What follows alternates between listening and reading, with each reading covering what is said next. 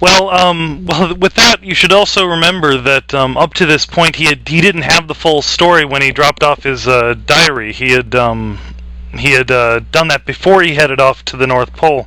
I don't remember exactly how much he knew, but no, that was kind of like well, I guess that wasn't really his fault. It was he probably would have done it. Came out with it. So basically, his pursuit of justice, no matter what the means or the ends, did end up succeeding, even though Manhattan blew him to smithereens. Yeah, like I said, well, I think there was enough in his diary, and that itself might make an interesting story of what was the result of that diary being published. That's the story I want to see. I don't know if the book does that or if there's a sequel to it. I certainly hope so, because that, I think, is worth exploring. That he believed. What I don't understand is that they all thought they were smarter than the world's smartest man in the world, and even Dr. Manhattan, who had all these actual superpowers. His character was interesting too, because he was very, very disconnected from humanity, but still retained enough of it. And those scenes with him were another part where I was very confused as what was going on. If he's not supposed to have emotions at all, why does he care about this girl at all? And then if he does care about her, the only reason we're really given is that he recognizes her for a miracle, but why he couldn't do that with his first girlfriend just completely baffled me. Again with Manhattan, a lot of people have referred to it as him being emotionless or having less emotion, and like even Linkara of Atop the Fourth Wall. He also complained that he was supposed to be emotionless. I guess when I was reading the book and when I was watching the movie, I didn't get that. It was like you said, detached. He was basically viewing everything as a god might, and that was his perspective. And I think in that respect, it worked quite well. His emotions were disconnected from everything and fleeting. He couldn't always hold on to them, and to some degree he tried, but in the end, when something finally pushed him in that direction, he almost broke all his ties, and was able to reestablish that connection with Silk Spectre in the end, just long enough to really it would have been just long enough to save the day. Yeah, and that might be another good story to explore. And with comic books, we can explore alternate realities.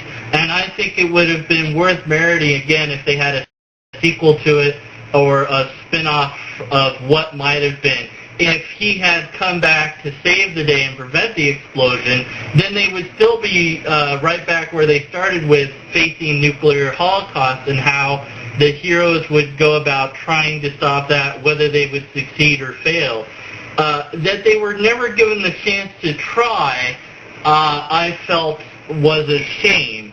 So I'd like to see that as a comic book adaptation. I'd like to see a sequel to this, to where what was the result of the Rorschach's journal being published. Did that lead back to war? Did that just give people more questions?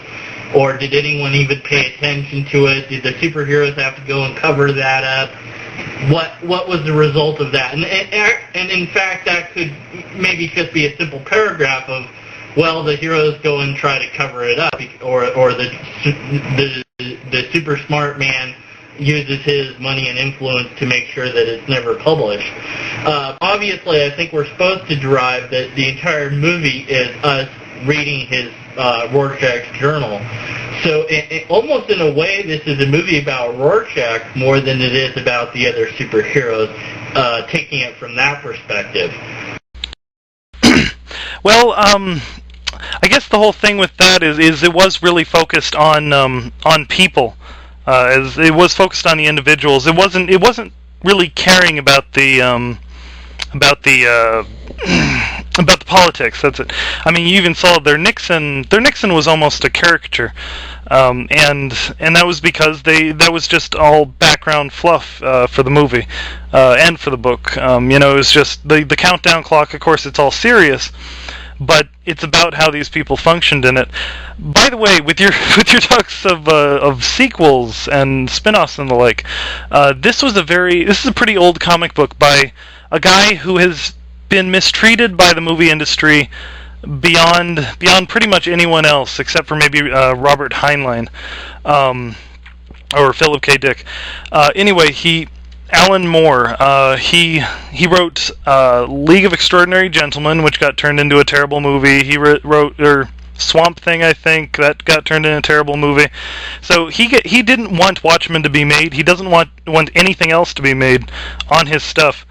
So I'm going to do my impression of his reaction if he ever heard of a sequel or spin-off to Watchmen.